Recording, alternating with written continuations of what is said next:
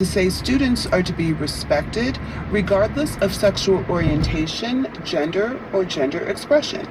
One study found that in Colorado, 1 in 3 students could not use their chosen name or pronoun in school. But overall, Ash says their experience has been positive after choosing a gender-neutral name.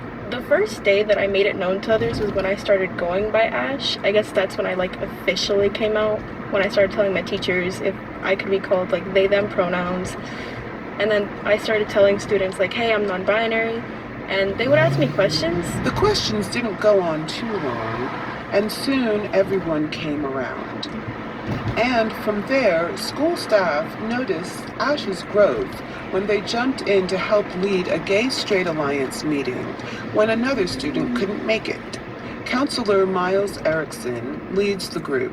Ash just came in here and we brainstormed in 10 minutes. We came up with a great activity. Ash led it flawlessly. Colorado schools are not required to track the number of enrolled transgender and non-binary students. But last July, DPS rolled out new gender option markers, which allowed for a basic count. I am calculating, I'm clicking on one of the new gender markers, and then I'm adding them up. That's Levi Arithson, Program Manager for LGBTQ plus equity in Denver Public Schools. He's a former digital arts teacher who's transgender. His calculations show 210 students chose non-traditional gender markers this school year. I wouldn't say there's an increase. I would say there's an increase in visibility. I think that visibility is attributed to more conversations. And I think more visibility of LGBTQ plus people and things like media. Another student who selected a non-traditional gender marker is Sky O, who attends Denver School of the Arts. She says she has been bullied. That's why we are not using her last name.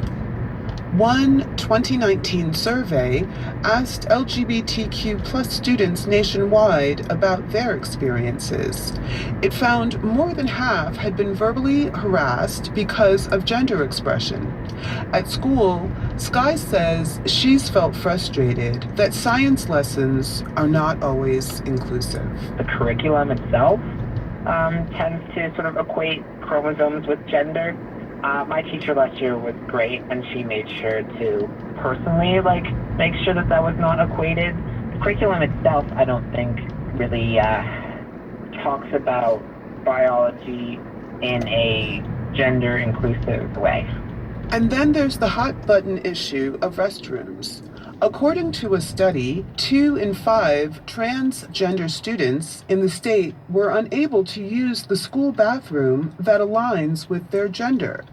At DSA, there are several gender-neutral restrooms, but the easily accessible ones were closed over concerns that students could be harmed when isolated in a single-stall restroom.